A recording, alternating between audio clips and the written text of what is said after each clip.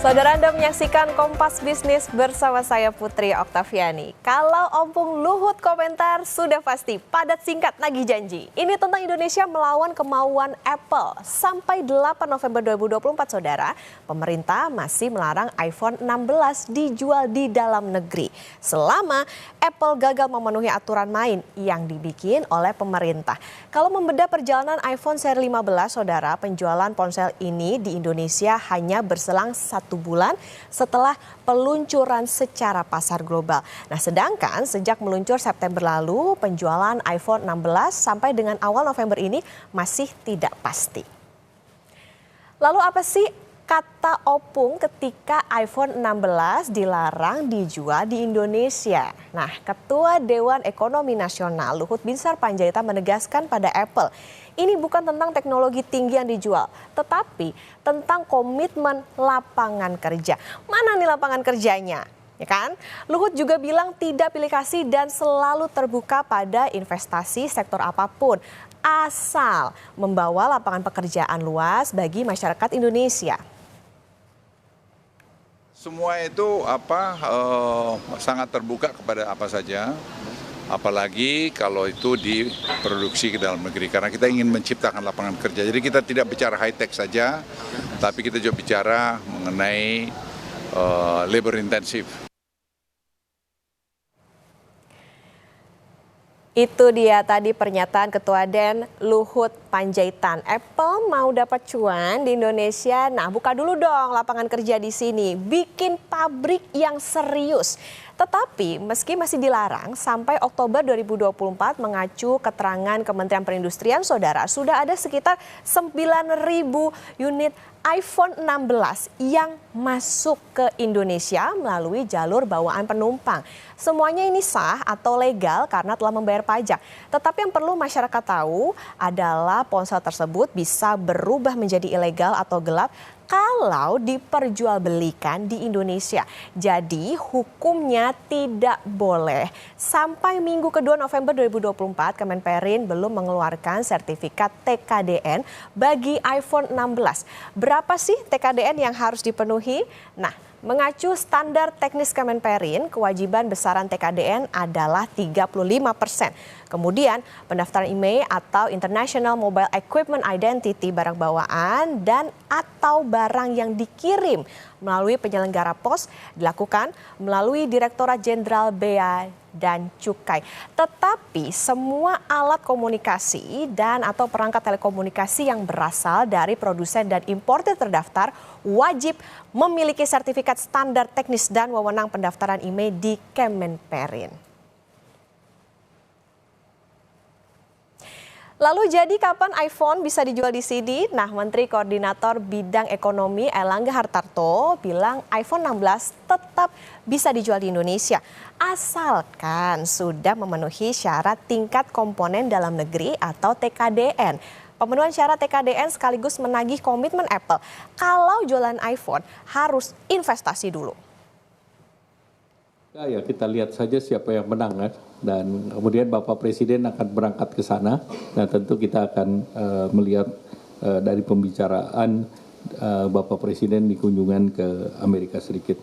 Kemudian yang terkait dengan iPhone, nanti kita lihat TKDN. Tetapi TKDN tentu juga akan kita dorong dan juga timnya juga nanti akan disempurnakan dengan adanya perubahan. Nanti kita monitor, ya. Terima kasih. Wassalamualaikum warahmatullahi wabarakatuh.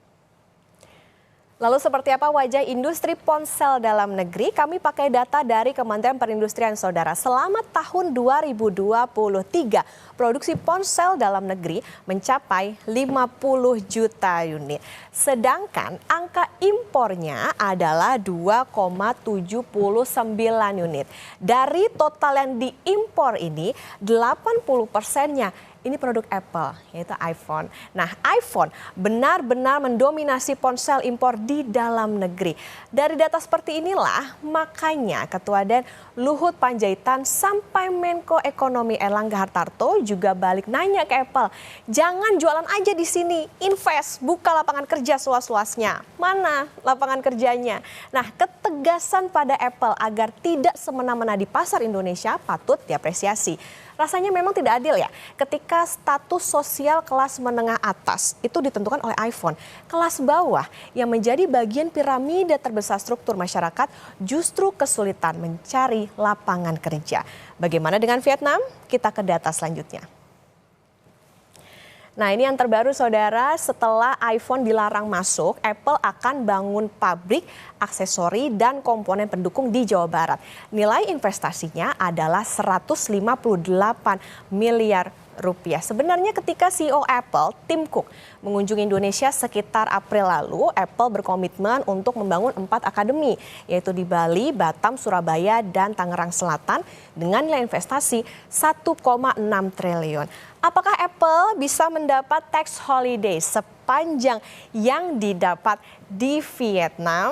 Peraturan Menteri Keuangan nomor 130 tahun 2020 tentang pemberian fasilitas pengurangan pajak penghasilan badan menegaskan tax holiday maksimal bisa diberikan hanya 20 tahun. Itu pun ada syaratnya, yaitu minimal investasi yaitu 30 triliun rupiah. Apakah bisa berlaku kelipatan? Nah, coba aja nih Apple nego ke Kementerian Keuangan. Tetapi mari kita lihat investasi Apple di Vietnam.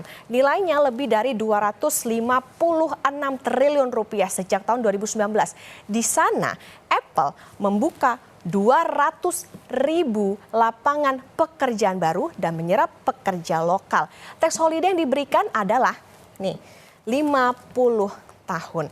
Kalau di atas kertas dan dengan pikiran yang sederhana rasanya nggak adil banget dong. Kalau Apple minta tax holiday di sini 50 tahun tapi investnya aja nggak sampai 10% yang dia tanam di Vietnam. Kita berharap ada jalan tengah yang adil ya. Yang punya duit bisa beli iPhone, yang mencari kerja bisa dapat lowongan kerja. Masalahnya, kata Kemenperin, komitmen Apple belum kuat. Wakil Menteri Perindustrian bilang komitmen investasi Apple di Indonesia masih belum kuat, saudara. Kemenperin tetap menagih tingkat komponen dalam negeri atau TKDN yang harus dipenuhi oleh Apple. Salah satunya dengan merealisasikan investasi di Indonesia. Kami sudah mendengar dan sudah menghubungi, tapi ini kita akan bicarakan lebih detail nanti. Ya. Pak, soal rencana itu pembangunan pabrik, Pak, itu Apple akan bangun di Bandung, Pak. Sudah ada komunikasi, Pak, dengan Kementerian? Ya, kan sebelumnya kita sudah mendengar Apple berkomitmen dan ternyata sampai beberapa waktu yang lalu komitmennya masih kurang, dan kita berharap bahwa komitmen yang sekarang disampaikan ini bisa dijalankan sesegera mungkin. Jadi siapa sih distributor iPhone di dalam negeri? Salah satunya adalah emiten yang ada di bursa, yaitu Era Jaya Swasembada dengan kode saham ERAA.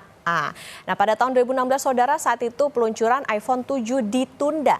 Dampaknya produktivitas penjualan Era Jaya di kuartal 4 tahun 2016 turun hampir 32% secara tahunan atau lebih dari 5% secara kuartalan.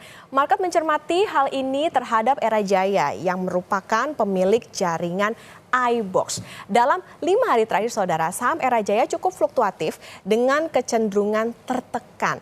Apakah ketika pada akhirnya Apple merealisasikan investasi berupa pabrik dan iPhone bisa dijual di dalam negeri, lalu saham Era Jaya akan naik? Biasanya untuk market yang sensitif secara historikal, kabar-kabar seperti ini menjadi katalis bagi investor untuk menentukan buy or sell.